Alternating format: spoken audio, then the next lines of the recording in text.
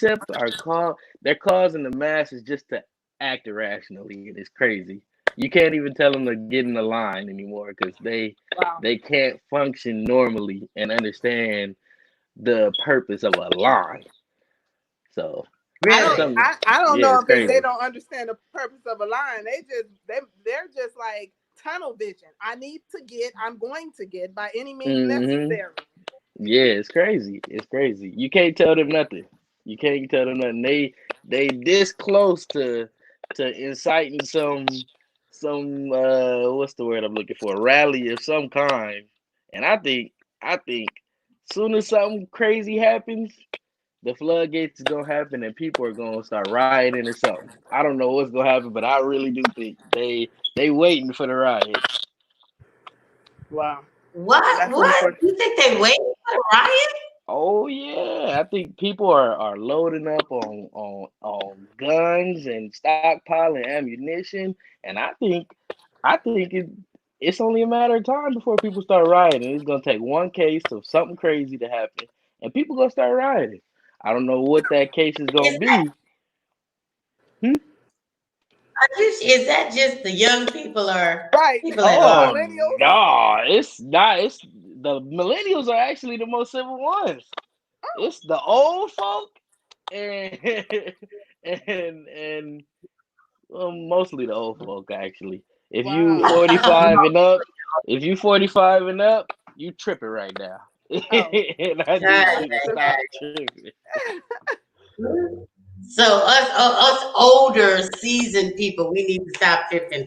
All right, Oh y'all heard yeah. it right here to get the talk from the millennial segment person. Right. Anyway, we got a lot of good stuff lined up for them coming up, Ram. We got next week Mavis McKnight. Yes. Uh, she's a minister's wife, and she's gonna be training us all about sex. The minister's wife. That just seems funny to go together. I can't help it. Oh Lord. She's a sex expert, and she gonna be. Y'all better tune in. I want to hear what the minister's wife has to say about.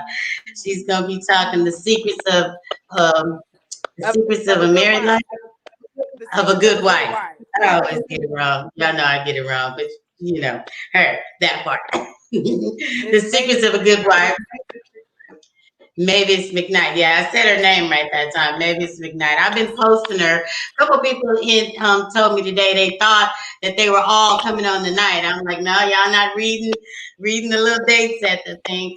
She's The gonna date. be next week, and then the week after that, the McKnight is gonna be the 21st, and then the 28th we got Dr. Lane Rowland. He's a infectious disease specialist, and he's gonna come and educate us on everything COVID. And I mean, he is a dynamic speaker. You're not gonna want to miss him. I Very mean, any informative. questions, you guys? If y'all have any questions, anything y'all want to know, all these myths y'all been hearing about COVID, please inbox us so we can be sure to get your question in to Dr. I Rowland. You got a don't few want. questions myself. And if you yeah, and if you're looking for some new stuff to go down in the bedroom, inbox us your questions about that from Miss Mavis. Next week, Oh, he gonna be talking about sex. So y'all might not know. She's a sex coach. Yeah. oh He's a wow. sex coach. Yeah. And I I might don't have a got question or two. I Are you don't think gonna be I here need a next week? coach. Are you gonna Yeah, be here next week? I'm a 'Cause your mama I'm gonna might see have how a long. question or two about sex. Oh How is man. that going to be mother and son on this call next week? I'm here for the Uh, comments. I don't know about that. I'm I not wanna ready. prepare your little virgin ears, Malik. I might, you know, might be some positional questions, you know. Oh God. All right. Hey, Let's what? on Hey, to the she's next married. topic. There's On nothing to to the call next in the topic. married bed. She can say what I she don't want want to to say. hear nothing about these old people twizzlering up. I don't care about What? that. What do Twizzler. you mean? You think y'all the only one that have a need for intimacy? Woo! Okay, so who we got, Jen? Well, that's a good question.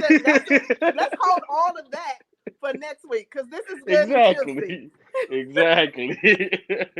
I am here for all of this, mother and son. Yes, honey. Yes. Malachi, we glad you back at you Yes, add a little flavor. You add a little flavor to it. We glad you Uh, back.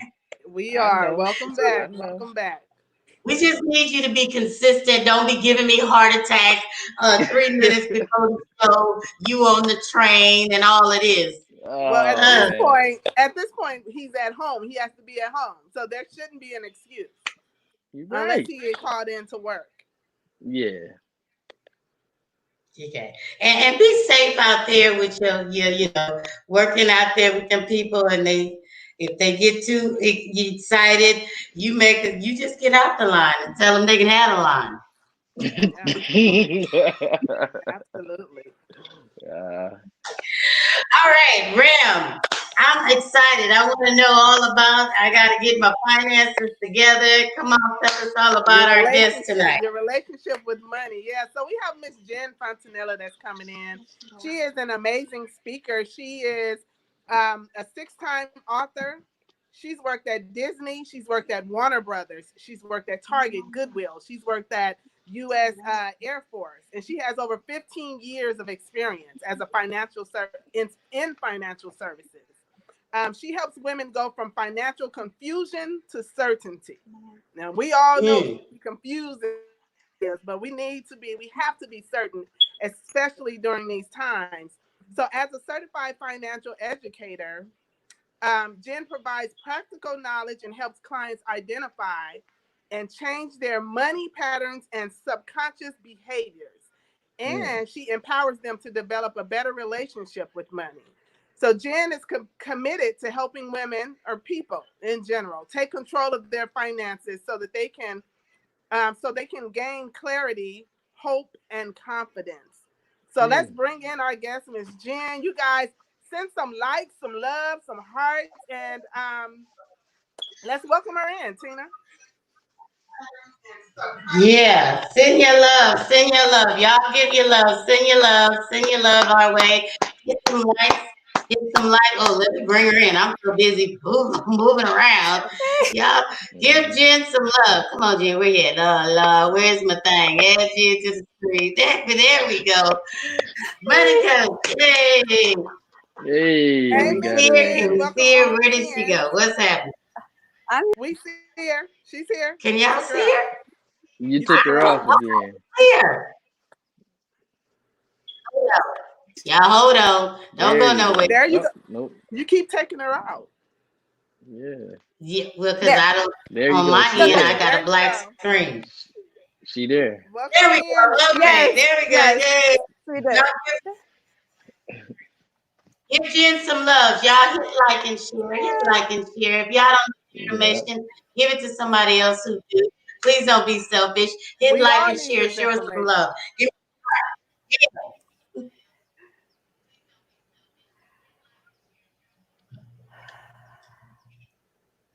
Can you hear me, Jen?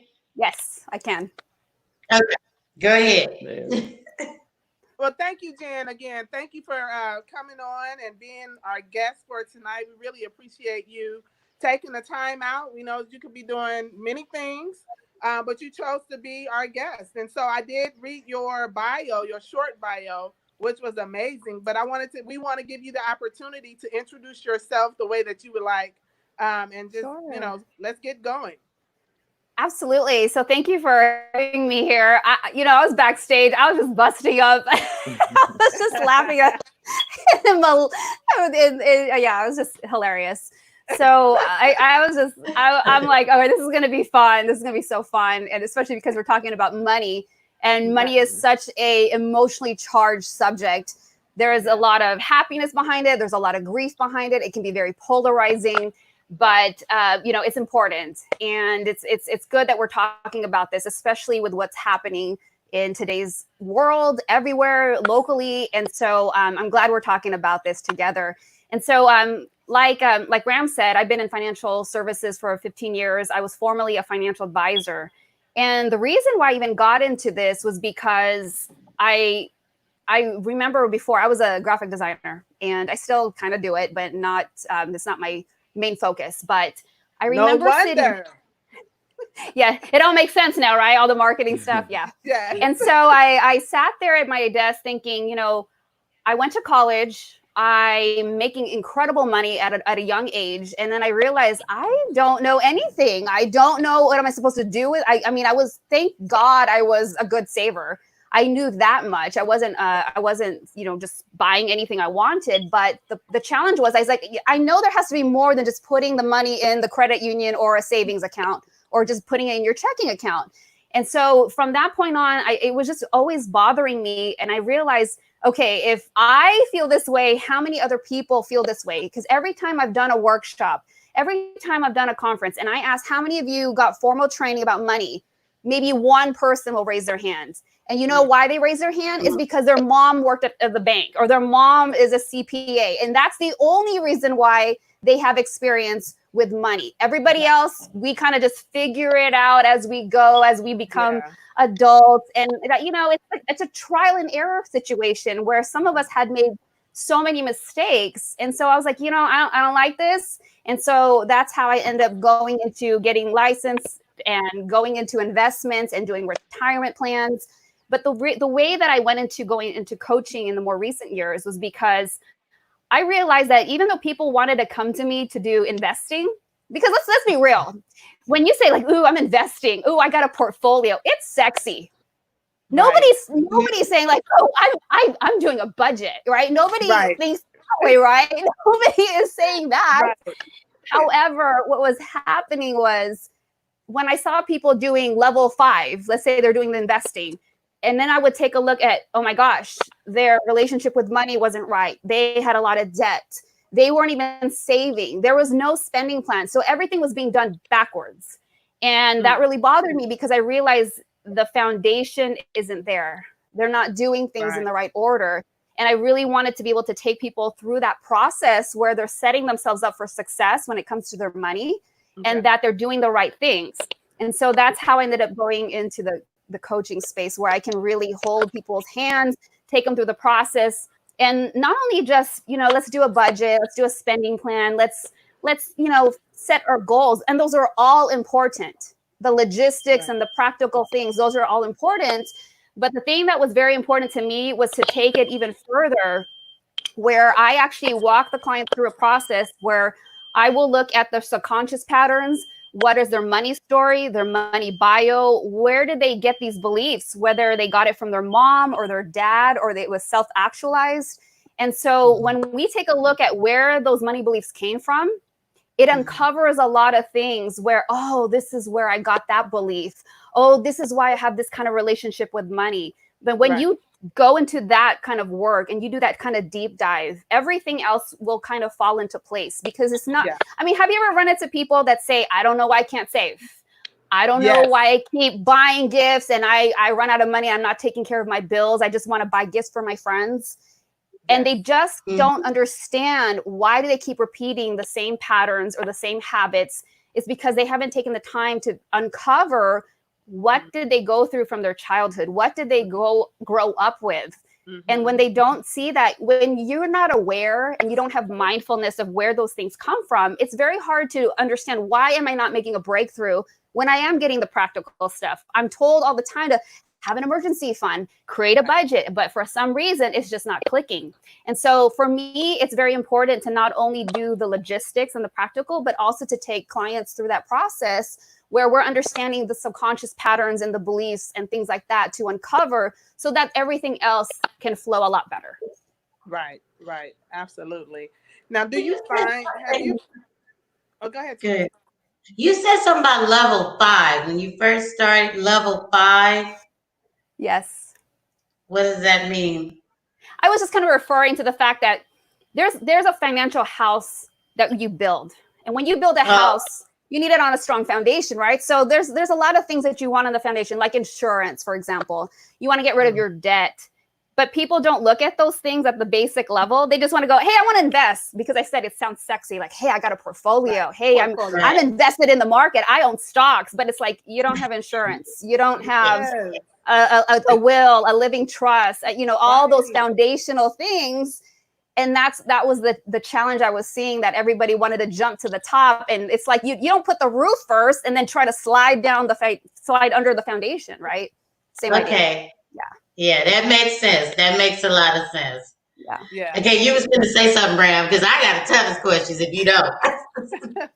No, I was just going to ask you, Jen, have you found in your time of being a money coach or financial advisor, have you found that in relationships, because we are talking about we're talking about relationships and money, and we're talking about your relationship to money, with money, right? Yes. So have you learned that, or have you found that with many of your clients, that the relationships are more alike or more separate? Are they coming in pretty much with the same types of beliefs? Is it hard to bring them to the same page, or how is that for you? It's all across. Yeah, great question. It's all across the board. So most people will have differences. It's kind of rare that we're on the same page, but it's that varying level of difference. It's okay. You're gonna have the ones where it's extreme opposites, and they're wondering, why are we fighting all the time? Right. And then there's going to be the ones where, okay, it's not too bad, we've talked about it, but we're not coming into agreement. And so I know sometimes I feel like a referee, but it's varying degrees. But the nice thing is that when these couples come together, they are very aware that, hey, you know what, we need help. We're not on the same page. We want to be on the same page, and so we want to make this better. We want to do something right. Right. That makes sense. Agree. Getting prepared for your show. My tongue is I was actually doing a little research, and I came across a survey from Go Banking saying that 69% of Americans do have less than $1,000 in their savings account. That's why I posted that one post earlier into relation. Yeah. How much money? I mean, type it in chat if that's you. You got less than $1,000 in your go on, type it, Beasley. Type it in your chat. Type it in chat. Y'all let us know. If y'all don't tell us the truth, we can't help y'all. We got the money coach here. Y'all got to tell us where you're starting so she know where to help y'all. If that's y'all that got less than 1,000, type in the chat. Don't be ashamed. We all had to start from somewhere. Because that was really shocking to me to actually read that. And that was just a survey last year. This ain't some 10-year-old survey. Right, that was just last year. And absolutely. So, yeah, that was amazing to even, like, man, less than that. And I know it was me. It was definitely me. I can't say that's me today, but it was definitely me. Right. I was one of them people. Now, I didn't want to start from the rooftop with, I got an investment account. Right. But, I mean, I came myself from bankruptcy. You know, I had to do bankruptcy many moons ago.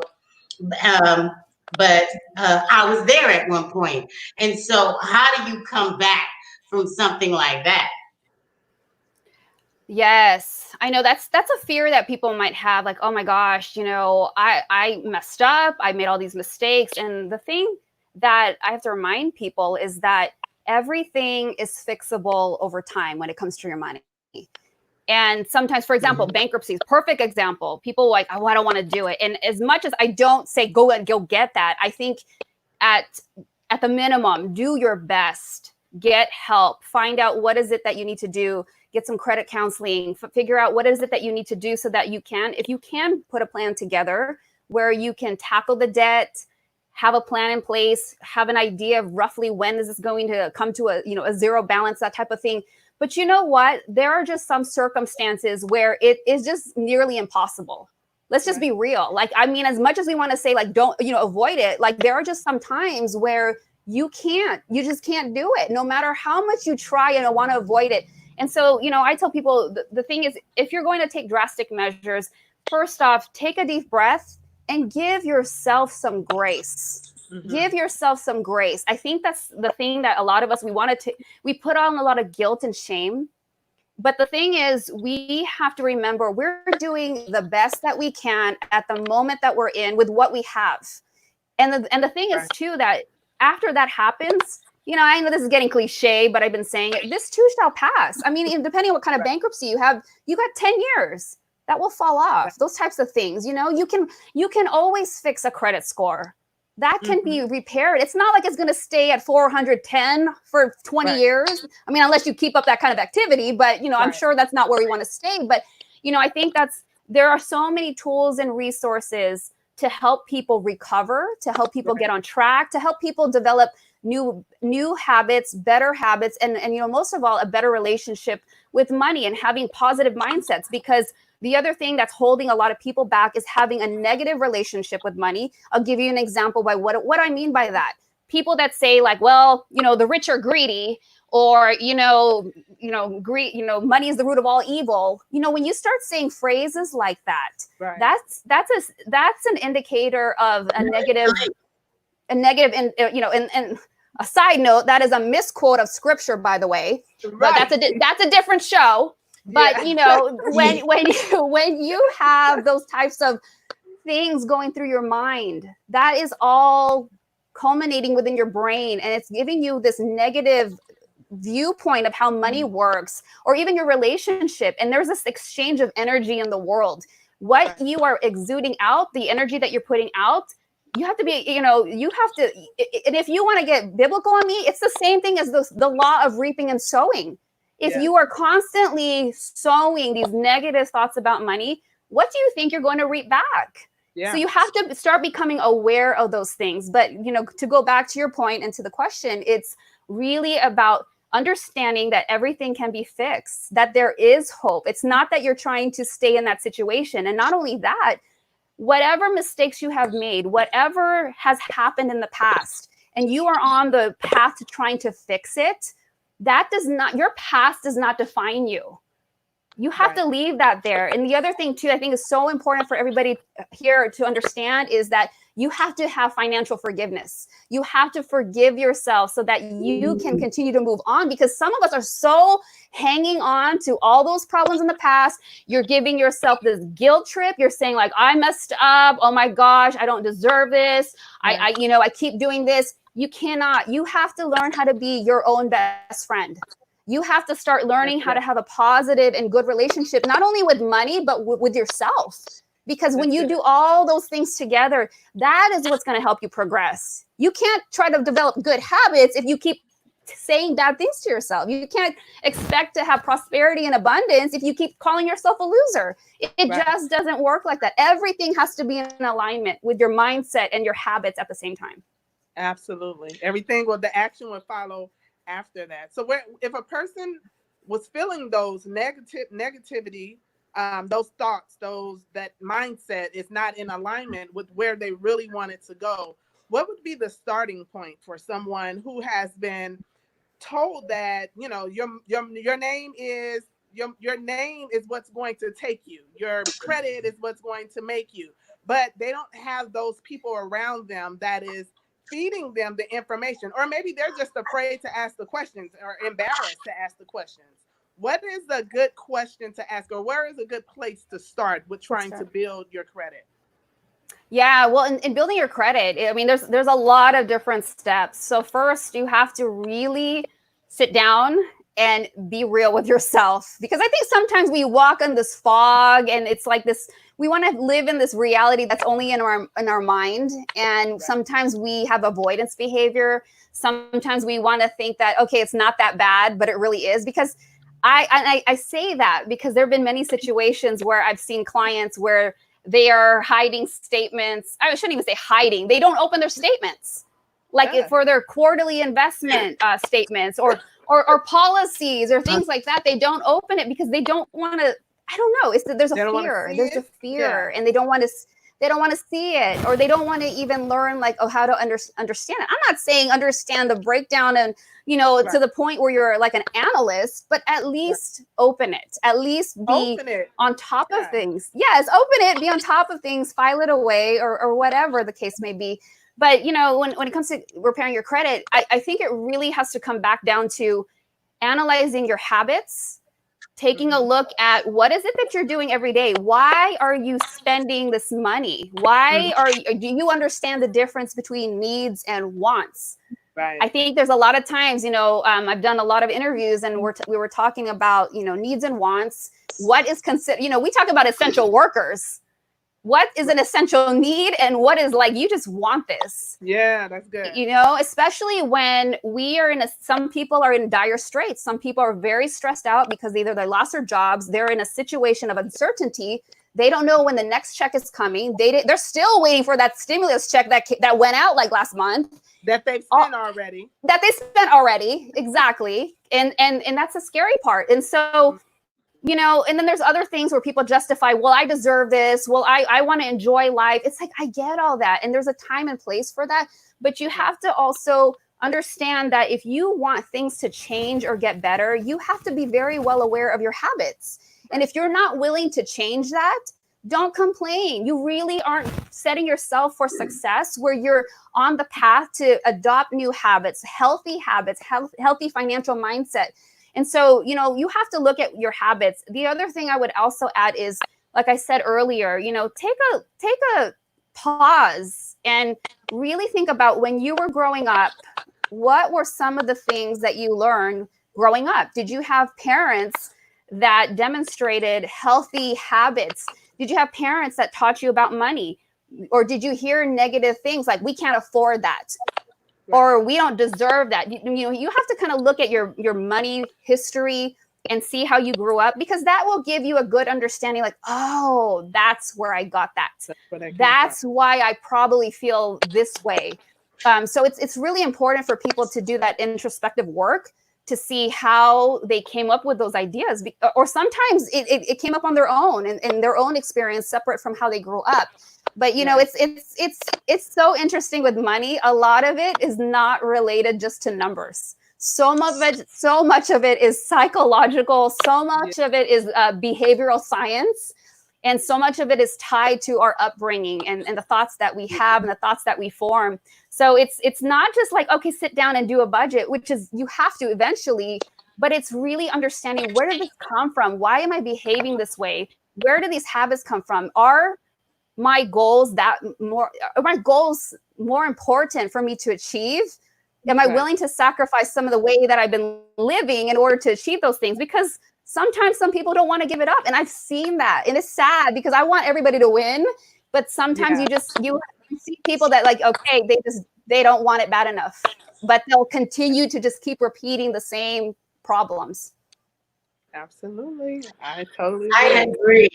I agree. I mean, I mentioned the bankruptcy that I had early on and how I was brought up. Interestingly enough, my mother was the one who got me started in my credit, but she was also the one who caused the bankruptcy. So that was really like a flip. Not sure what happened in that period in her life, but I was young and my credit was tied to hers, and I was too young to know at that time. But I was never really irresponsible because I watched her. So she must have experienced something negative at some point, which caused her to just say, never mind, I don't want to deal with it, I'm going to start over. And then the creditors started coming after me. Me being so young at the time, I didn't know how to handle it. I just said, all right, I don't have money, I'll file bankruptcy too. So that's where it came from. But it also taught me how valuable the credit was, because unlike today, where if you file a bankruptcy or if you trash your credit or something like that, they give you an instant credit card that you put money on and you can start rebuilding right away. I literally back then, and I'm 54 years old, so that was a long time ago. I literally had to go the full 10 years without any credit. So everything I did had to be cash. And so those were some of those difficult years for me. So it really taught me the value of a dollar.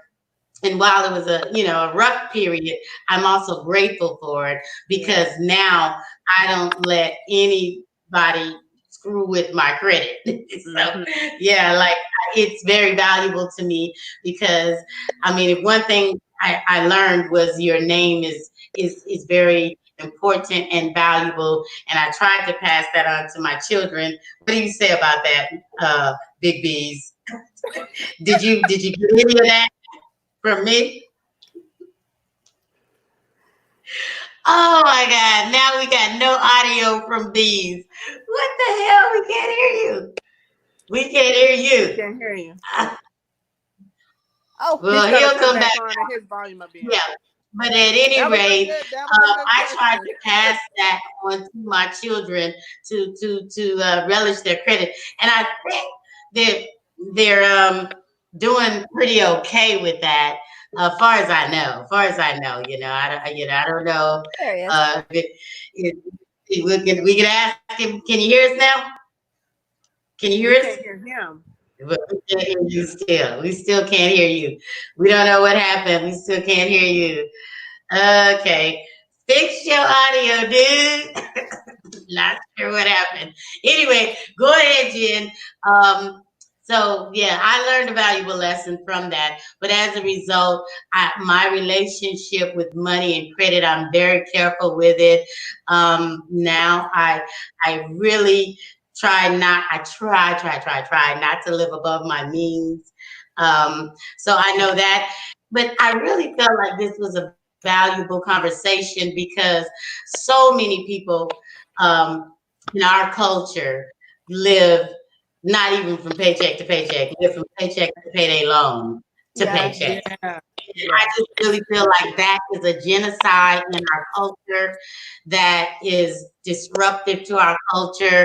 And so you talking real talk, how do we literally, I know you said changing your habits, but I would say, how do you start from zero? Like for me, when I didn't have money, I didn't have credit.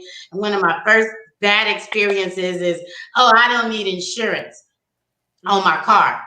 One of the worst. I can't afford insurance, but not having that insurance, getting into an accident, now 3 years of having to file SR and on and on and on and on. Yeah. Now I understand that I couldn't afford not to have insurance. Exactly. So insurance was the top now of my priority. Right. And I want to help somebody not have to experience those 3, 5, 6 years of struggling, thinking they can't afford insurance. Right. When you get into the wreck and the domino effect of everything now being at a higher cost. What do you do?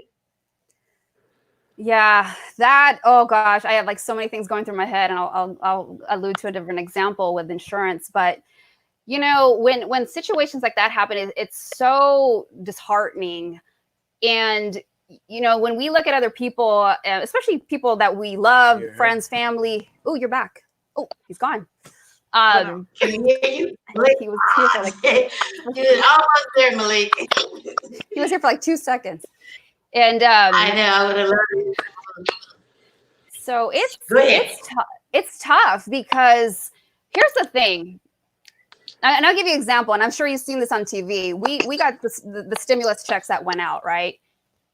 How many people did you see on the news go run out to go wait in front of the stores to get those Jordans?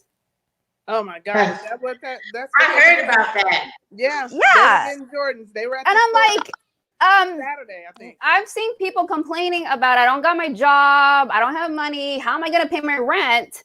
Because I had to do other talks about what do you do if you can't pay your rent or your mortgage, and what's your next option? And then I'm like, you better not be the same people waiting in line to get them Jordans. Right. And so here's the thing, people's priorities are out of order. And a lot of times what I would find, because sometimes when you're working with people that need to create a spending plan, this is where you really start to see, where are people spending their money? A lot of times they have the money. A lot of times it's going to the wrong places. It's going to non-essential items. And it's not, because when I hear things like, well, I can't afford it, or I can't invest, or I can't save. And then I start to look like, did you really need the cell phone plan with like a bazillion megabytes of data? Did you really need the Netflix? Did you really need the gym membership that you're not even using? you know, and it's Right. like when it comes down to those things, it's like, don't tell me you don't have the money. It just means Right. your priorities are out of order. And so they're not tracking their spending. Now, this is, you know, again, everybody's situation is different. We have varying degrees of the situation that the person may be in. But for the most part, you know, the people that the largest group that's having a hard time in terms of like not putting things in priority and order, there are so many different things that I have seen where they can sacrifice. And here's the thing too, because people will say like, well, I can't give that up because I don't want to. I want to be able to enjoy life. And I'm like, yes, but what's more important? I'm not telling you not to enjoy life. I'm just saying we need to fix this right now. Yeah. We need to put our priorities in order. We need to make sure, especially when there's young children, that there's a spouse or a partner involved. Like you're talking about insurance. Right. It's like Right. those types of things are essential. Those types of things, like you need to have the money for the premiums. And it's crazy when I see what people are spending their money on when it's not going to those essential things and things that have to do with your financial plan, your financial household. And the example I was going to give, and I've been on this kick for a while, is GoFundMe. It just drives me crazy when I see somebody post a GoFundMe page when somebody died. And I'm thinking to myself, what happened? Right. Why didn't you have insurance? Now there's this spouse with kids, and of course the copy is the same. Can you donate? Anything helps. We have, you know, so-and-so had small kid. They left behind a spouse and they need help with the burial expenses and medical bills that were left over and help with food. And I'm just thinking, how much are you going to raise on GoFundMe? And here's the thing. A lot of people have this misconception that, oh, it's too expensive. I'm like, you'd be surprised. It is not, because if you can afford a cell phone, it is not that crazy. And trust me, you haven't probably even looked into it. You just probably assumed it was too much. Absolutely. Absolutely. Many times it's much cheaper than the insurance on cell phones. I know for iPhones, yes, if you crack it, you know, in order to get that fixed, if you're taking it, if you're allowing them to fix it, you're paying like $150, $200 for that. And that's for one fix. So that's each time. So imagine what you can pay for your premium for insurance, life insurance, burial, and monthly, and what you can get from that. Someone said,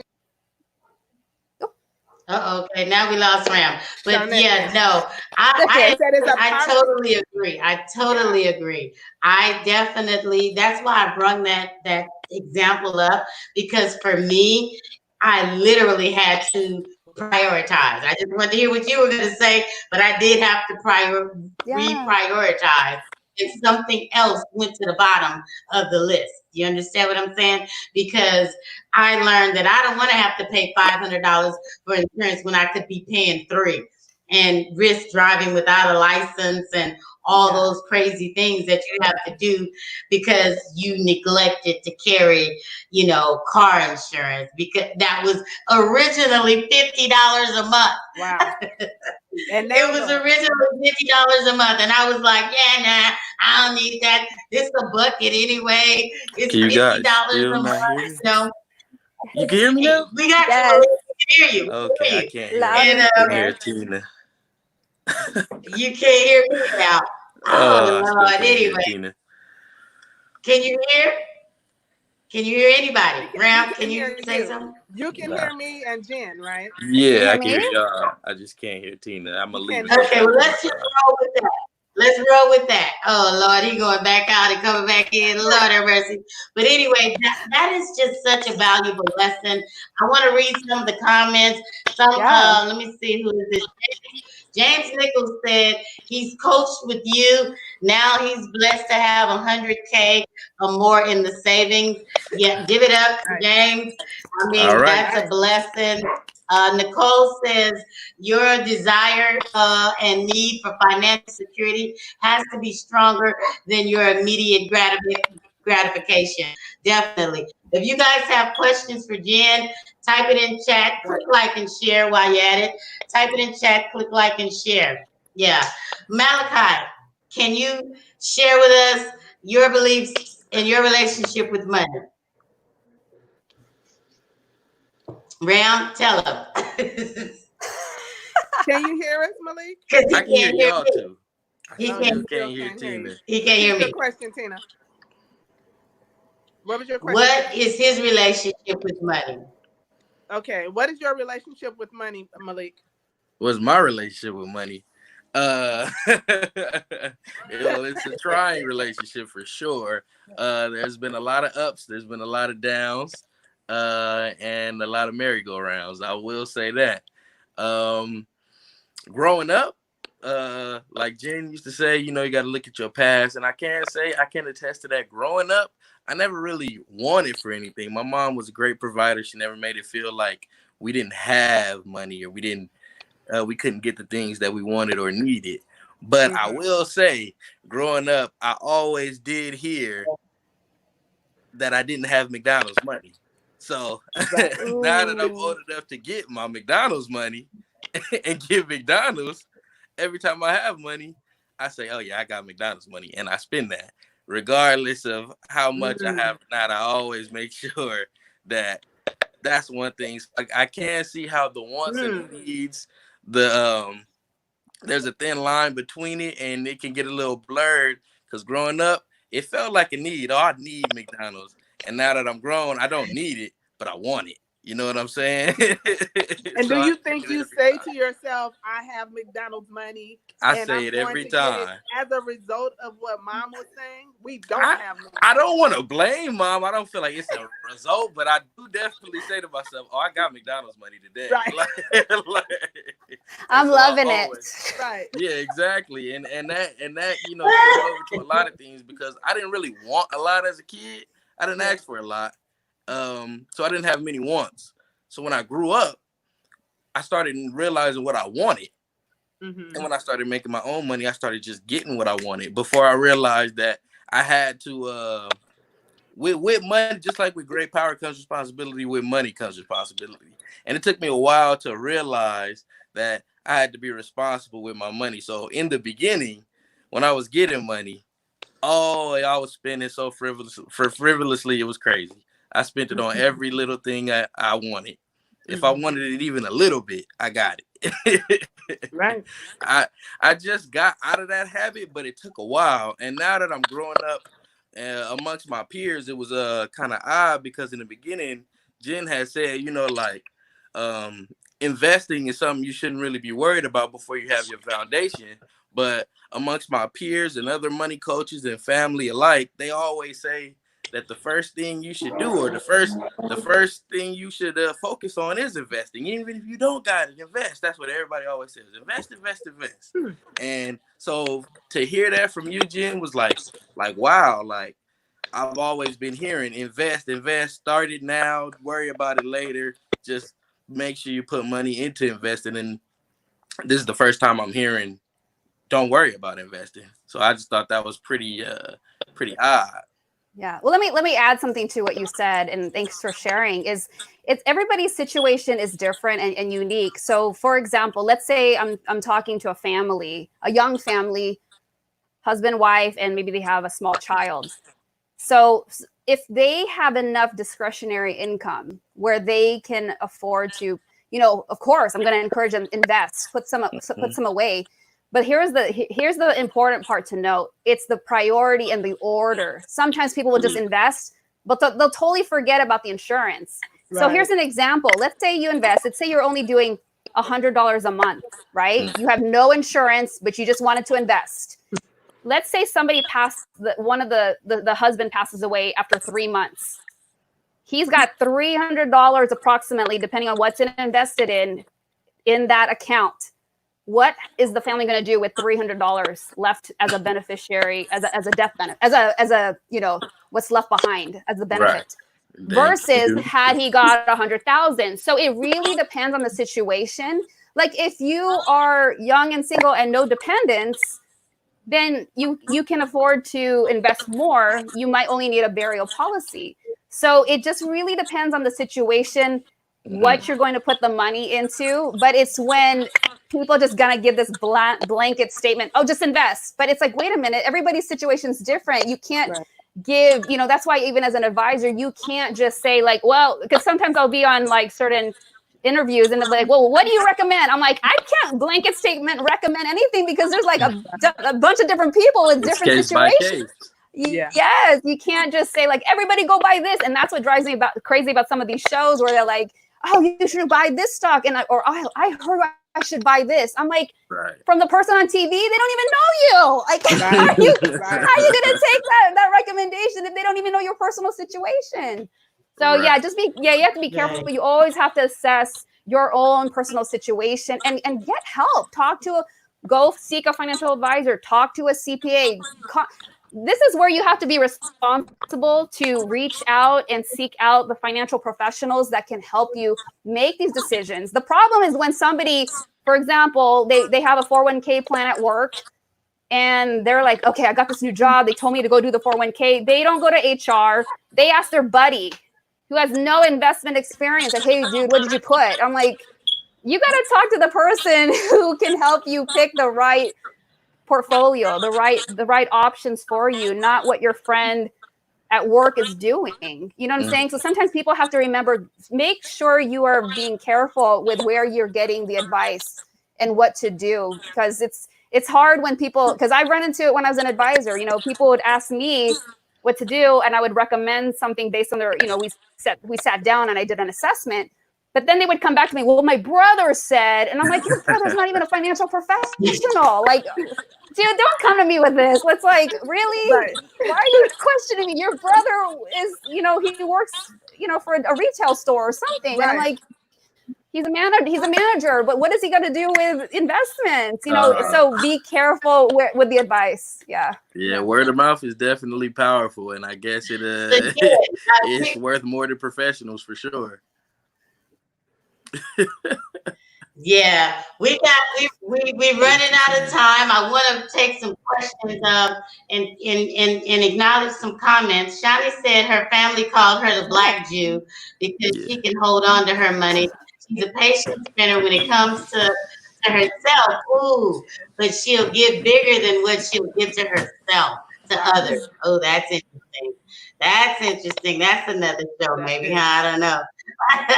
But I did have some questions, just some generic questions to give people some idea of where to start. It's pretty generic, but obviously they'll have to contact you for consultation. But on average, what is a generic percentage of what you should be trying to save of your take-home check? That is a great question. So I will say it's going to depend on a few things. It's going to depend on your own personal situation. It's also going to depend on, do you tithe?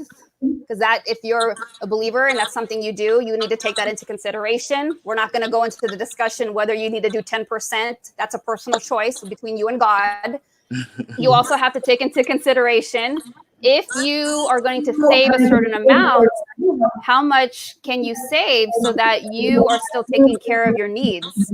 So it's going to depend on a lot, but the rule of thumb, 10 to 20%, but it's 20%. It's going to depend, because sometimes, for example, especially here in California where we're at, our housing is ridiculous.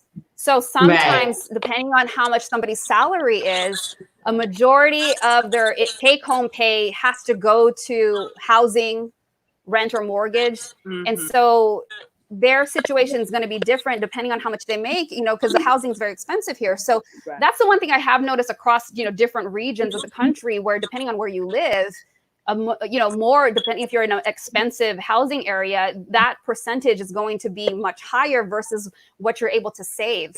But, if you can do 10, 20, that's great. So this is where it's all, you got to really take a look at, what are your expenses? Are you tracking your spending? Are you able to save even a little? Are you able to, and the most important thing is, are you putting together an emergency fund? Right. I think that is the most important thing. And I think with COVID happening, this was a big wake-up call for a lot of people, because a lot of people were probably, Tina, you mentioned in the very beginning, $1,000, if anything. I've seen statistics where people are $400 away from an emergency.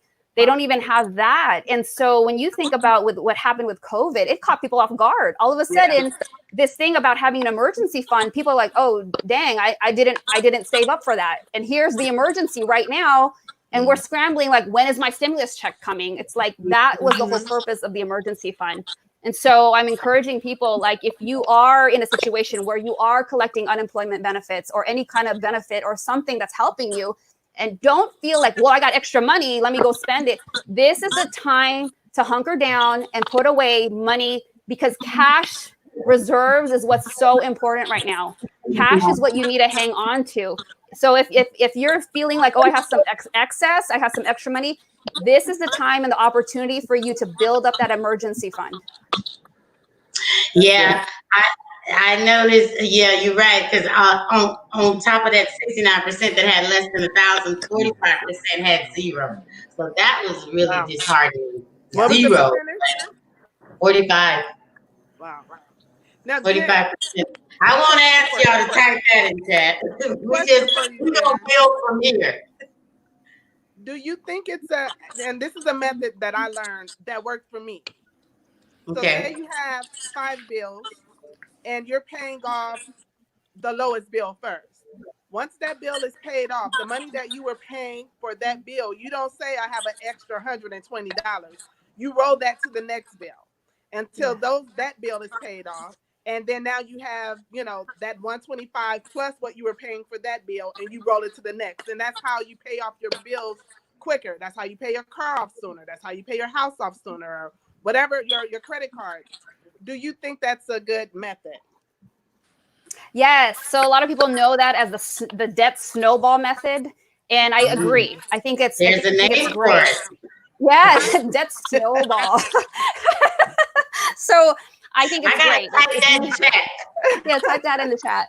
Debt snowball. And there's so the idea behind it is you are already paying for one bill, and now that got paid off, and you're taking that excess funds of the, let's say 125, and you're putting it to the next bill. Yeah. And so you can look it up. It's called debt snowball. I think it's great. It takes discipline. It's because a lot of times it's the same kind of idea when somebody gets a raise at work. They're like, instead of saving that extra, let's say you got a 3. Yes. Instead of saving, you got a raise of 3%. They're like, ooh, now I make more. I'm going to spend more. But that's really not what you should be doing. You should be beefing up the other investments or other savings, or aggressively paying high off interest debt, that type of thing. Right. The other thing I'll add to this is sometimes people ask, do I pay the one with the highest interest or the one with the highest balance? That is a preference choice. It's really a psychological thing, because sometimes people feel good. Like, if I just get rid of some people feel like if I have this outstanding bill for $400 and I get rid of it, psychologically it feels good. Well, I only got 3 left. And it motivates somebody to keep that discipline going. So, whether one is right or the other, it's really like, what is going, either one is correct. It's just one might take you a little longer because of the interest accruing, but the one that works is the one that you're going to follow. Right. That's good. Yeah. Okay. Oh my God. We've rented. You know what? It's our show. We don't have to end it if we don't want to. This is important. I think people need to hear this information because it's not a one size fit all. For me, when I was coming out of bankruptcy, I wrote everything down it was pages. I wrote them down, and it just felt good. Like you said, it was psychological. For me, it felt good just to be able to draw a line through it. So I was looking forward to drawing a line through the next debt, drawing a line through the next debt. So I don't even live with credit cards anymore. I just don't. They're literally, I use credit cards for what they are, for emergencies. For me, in my household, we use them for emergencies only. We purchase on credit, but we pay all of our debt at the end of each month, because that was kind of like a nightmare for me. So it's a nightmare that I don't want to revisit. Right. Yeah, it's a nightmare. Okay, so I have another question. Okay. Savings accounts. What's your take? Is the CD okay, or is that something they need to contact you for your deep consultations? What is your take on CDs? Okay, so I don't think CDs are good or bad. So this is a good question because it can segue into how do I know what to put the money into? If I have money, where does it go? So Right. the biggest important thing I ask people to think about is what do you need the money for? And when do you need the money? Because when you can answer those two questions, it's going to help determine which way to go. So for example, I would never tell somebody that's retiring in 30 years to put their money in a CD or a savings account that earns 0.01%. Right. Because you have 30 years to go. You need to be earning more than the inflation rate, or you're going to be losing out on taxes and inflation. That's just going to erode whatever principle there is. So does that make sense? It's like, it doesn't make any sense, However, sometimes people want, everybody wants a win-win situation because some people want like, well, I want to make a lot of money. Can I put the money in investments and take it out next month? And I'm like, I don't make that face, but that's what I'm thinking. Like, are you kidding? No, you can't do that because you need the money. You need the money in a month. The market is volatile. Yes, there is the possibility of having a high rate of return, but that's the market. It's volatile. Today it could be 2%. Tomorrow it could be a different percent. That's why you see the fluctuations. You cannot put money short term into something like the market because there's volatility.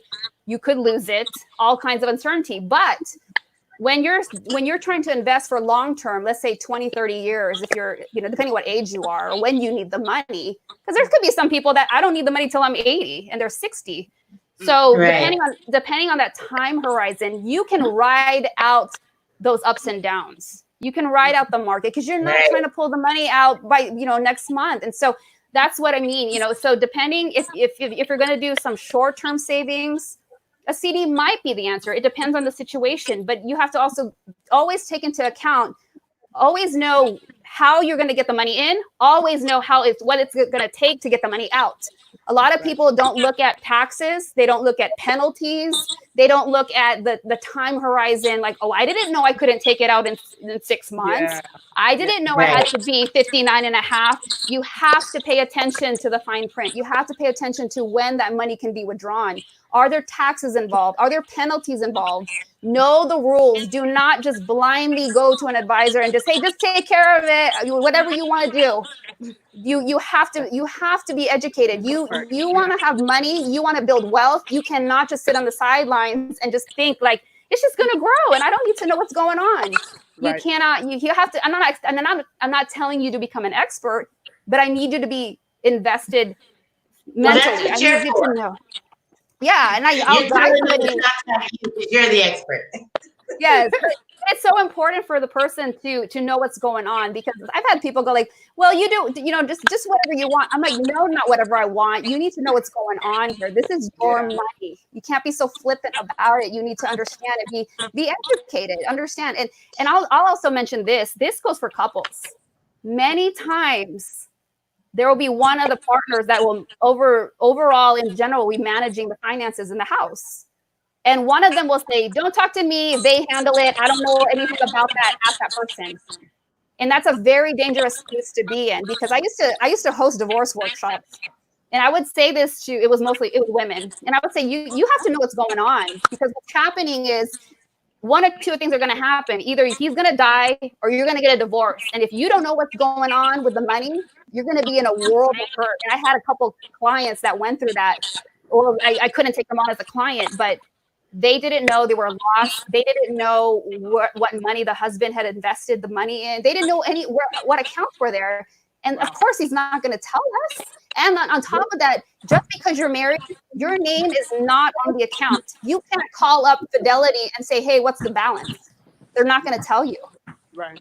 So you need to be invested in terms of like understanding what's happening with your money, with your partner, sitting down and not just saying, hey, you take care of it. I don't know anything about it. You just really do not want to set yourself up like that. Yeah. I'm that is, I mean, people really don't understand how valuable the information is until they need it. I'll give you one last story of mine. When I got ready to retire, I find out I don't really have hardly no retirement. I just bounced around, and through the years, stuff got ugly. I had to draw it down. I forgot drawing the money down. But I drew all of my retirements, and I basically only had the last job. So now I had to, like you said, based on your situation, I had to aggressively put into retirement now, based on when I say, okay, maybe another 10, 20 years from now, I'll be ready to comfortably retire. But how will I be 70, 80? Lord have mercy, who knows? But, you don't want to be that way. That's why we're telling people like Big B's, when you early, be wise, know what's happening with your money, because when you get my age and you decide, I'm thinking, I got all these jobs I worked at. Let me call up these people. They was like, you drew that down in 1977. I was like, I don't know what she said. That's such a great point. One of the things I think I wish that younger people or people that are away from, retiring 20, they still got a long time horizon. See, you have the experience of going through a financial challenge, or you've seen somebody like a parent go through a financial disaster and struggling at the end of the years towards that latter half of their life. But but people that are young, or they're like thinking, I got time. Right. It's like I've had the benefit to be able to see the disaster that's coming down the road when there's no saving, when there's no insurance in place, when there's no estate planning in place. So it's like I had that tunnel vision of, I see what's going to happen if you don't take care of this now. But some people are so YOLO, right, so living in the moment. And I'm like, you need to really talk to people who are going through it right now, that are struggling. You think that some people, like, somebody that's elderly, that's working at a retail shop. Like, now I'll say this, some people do it to stay active. They're not bored, but there are some people that, that the difference is, are you there because you want to work, or are you there because you have to? Yeah. You have no choice. That's the difference. Okay. It's a big difference. Yeah, okay, y'all got some questions? Anybody else have any more questions? I mean, I can go on, but I ain't going. I want Jen. Where can they reach you? You got some things you want to help the people out? Because that's our ultimate goal. We want to help these people. And I'm also adding the link. Jen is giving away her first 3 chapters of her book, which is called Do Before I Do. Right? So I'm going to post the link in the comments now, you guys. But go ahead, Jen. Let them know where they can find you, where they can follow you. Yeah, absolutely. I will check the comments. So if you just drop in the comments to contact you, you can do that. You can send me a DM, or just drop something in the comments, or you can connect with me on Facebook or Instagram. My handle's up there at Jen Money Coach. And then make sure you click on the link that Ram is putting in the comments. So one is a guide on 5 ways to managing your money together. It's like a quick checklist of some things that you can be looking at. Do we have this in place? And then the other thing is, I'll give you the first 3 chapters of my book, Do Before I Do. It doesn't matter that you're getting married or you're not.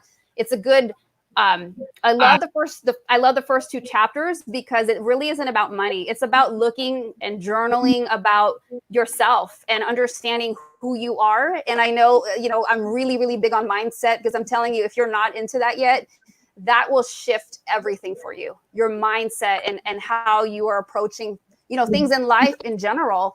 But that always spills over to how you also have a good relationship with money. So that's my freebie to you guys. So if you have questions, I'm more than happy to connect with you and chat with you.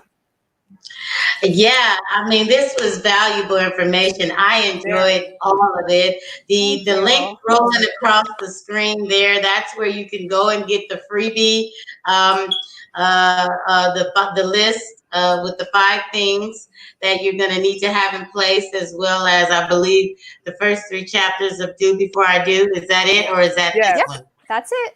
Yeah, this one right here. Wait, where'd it go? Oh, right here. There you Keep go. it from put this thing together. Y'all want me to do too much at the same time, ladies and gentlemen. Just DM me or tag me and I'll send it to you. Yeah, Tiger. Malik, do you have any questions of this lady?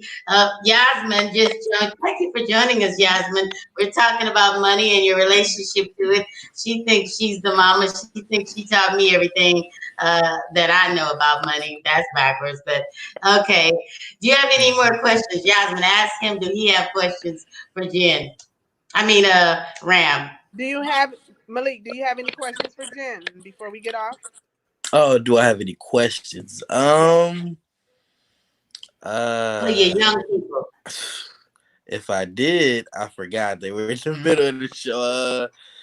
No, I don't think. I think we touched everything. I think I know a little bit more about money, and I appreciate the conversation. We appreciate having you, Jen. I'm glad we Oh, got it to was my speak with you. pleasure being here. Do So you fun. think I it was have a question beneficial? for Do you him. think it was something that would be good for millennials to? Was this like relatable for you, Malik? I don't know what you said. The mic just went crazy. Was this something that you think millennials could relate to? Well, you said was this something that I think millennials would be able to use? Is that what you said? Yes. Was it relatable? Yes. Oh, yeah, most definitely for sure. It was just insightful. I mean, you guys have already walked that path, especially you. You walked that path. You had a lot of good points about how it can get deep fast, and Is audio. that we can all, no matter what kind of mistakes we make, we can always take ourselves out of the hole. Okay. Yeah, so definitely this was helpful for sure. Very good. Okay, well, we got the gist of it that we think the millennials can benefit from this. I'm sure he'll share the word. You guys give Jen some love. Her handles are rolling across the screen. Ram is going to type it in chat and all the different places that it needs to be. And yeah, Jen, we appreciate you. We Most we definitely. Oh, yes, thank you, ladies. Thank you. hats off to all of your knowledge, and we thank you for joining us. And hey, we love you for it. Thank you for Oh, I love educating you us. too. Absolutely. Thank Thank you you so so much, much. Jen. Thank you. Bye bye. Bye. Oh my God. So y'all heard it right here. We had it at the Get Your Table Talk. We still talking finances. We want to make sure that you guys have all the tools that you need because we putting out the surveys. We asking y'all what y'all want. Y'all saying y'all want remedies to some of y'all issues. And here we are. You got to be willing to receive it. Ms. Jen said, hey, you got to change some of them bad spending habits. Change your habits, change your mind. Mindset. Yeah. Mindset about money. Yeah, you got to. Starting your You thoughts. have to change your mindset about money. I mean, because she was right. The way people was, oh my God, the stimulus check. Yeah. Like that was $1 million check. And it's so interesting because I was there. I was there waiting on that moons ago. I was waiting on that stimulus. But once you change your mindset about money, I promise you, you will not go back. And not that you will begin to, and not that you will be judgmental. It's just that you're educated and you understand it. I remember when we first heard about it, I was like on a fence. Like, I don't know if I want it. Like, don't even send it to me. Would you say, Tina, give it to me? Yeah, no, but it's just the mindset. My mindset is totally different than, like you said, than it was, years ago where I was waiting on it and had already mentally spent it, before it even touched my account. And so this time around, because I've educated myself on the importance of money and, it is access, and you have to use it properly or wisely so that it can work for you and you're not working for it. Like, I've learned so much over the years, like you said, bad mistakes. I grew up, my parents dad was horrible with money, mom great with money. So I took, in the beginning, I took more of my dad's side, his because he gave me everything, right? So I listened to him. But mom was like, yeah, no, there's things we need to do. So this was really good. Really You good. gotta earn some things. You gotta earn something. I think it was valuable. I hope somebody got something from it. Cause I mean, I'm telling you, like Graham said, I promise you, you will start to think differently. And because you think differently, you'll act differently.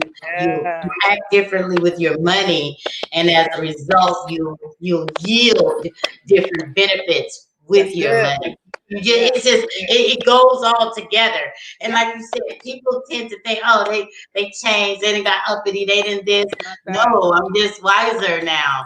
And it's Right. okay to get wiser with And my I want skill. you to get wise with me. Like I'm saying, come on. But Yeah. if you don't want to come, now listen, let's be clear. If you don't want to come, then bye bye. But Yeah. I want you to come with me. I do. We all Get need to in come here. Get in here. here. Yeah, absolutely. We want you to be wise. We don't want to have to do. I tell that all the time. That is the last thing. If y'all feel, if y'all have to go and do a freaking car wash, oh my God, just burn me up and throw it away. Do what? Throw it away. Don't do that. No, no, no. And I understand I'm not judging anybody, but that's why we're doing this, so that we don't have to continue to have that jacket put on us, that we're Right. not prepared for emergency situations and we Yeah. sitting around waiting for a handout. You know, it's not to judge or make light of anybody's situation. There are some people during this COVID time that have had to choose between the lights and the food and the this and Yes. the that. Yes. And my heart goes out to them. But Yep. now let's take a look at that and moving forward, what can we do to change that? And Yeah. sometimes now watch me. Come here, come here, come here, come here. Watch me now. Sometimes that means that I'm gonna have to live with my brother or my sister or my mother and learn how to cohabitate together. It's called We the only we sacrificing. the only culture that don't do that to get ahead. You Yeah. understand what I'm saying? We don't understand what that type of sacrifice is, because Yeah. we're so used to being separated and on our own. And but there's gonna come a time, Right. you know, there's And gonna come a time.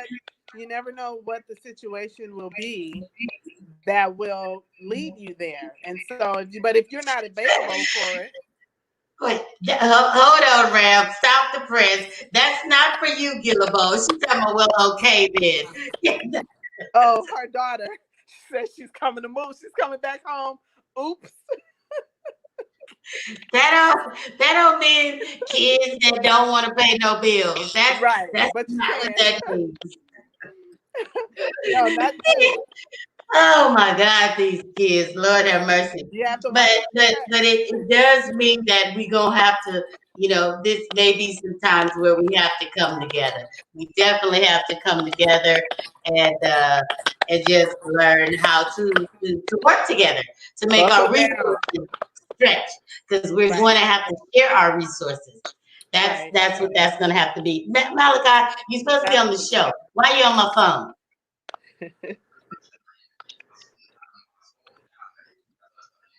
Okay. Call you back. Bye. The kids hear me. Anyway, we thank you guys. Listen, y'all, Next week. type in chat. Send us inboxes your questions for Miss Mavis, our sex coach. Y'all want to know some new positions, or what position's good, what position ain't, all that good stuff. And not How you even only navigate. that. Not even only that, Tina. The same way we're talking about money beliefs, there's some blockage there as it relates to sex. Yeah. I'm going to say sex and marriage. That's what I'm going to say. But there's some blockage there as it relates to what sex is and the different beliefs that people were raised to believe that, it's taboo. You don't even talk about it, right? So then the things that we do learn is a Right. result of just going out there to try it out because mama didn't talk about it and daddy didn't talk about it because you just don't talk about it. I mean, you're going to get pregnant. You know what I'm saying? So some of those things that we have to rewire, retrain ourselves to believe so we can be free in areas. Same with Right. money. And free in just the conversation of And having if sex. and if there's some positions that you want to talk about. I really want to know where's this G spot that everybody talks about. Like, what? You know, anyway, that's a whole nother Well, thing. All right. she can answer that for you. I've heard her speak. Then we gonna talk to Dr. Lane Rowland next week. Everything COVID. Y'all give us all y'all questions about COVID. Let us know what you want to know. We got a lot of new stuff going on with the COVID. So y'all pour us inboxes with all y'all questions and let us know what y'all got to say. We thank y'all so much for joining us. We know you could be so many other places, but not really. Not really. You're supposed to be quarantining. You can't be nowhere. Well, our people you ain't. could be on somebody else's page or somebody else's live. That part. You could be at somebody else's page, somebody else's live, but y'all hanging in there. Get on in here. Thank y'all for coming in, and we'll see y'all right here next week at the kitchen table where no topic is too heavy or too light, but stable. All right, y'all.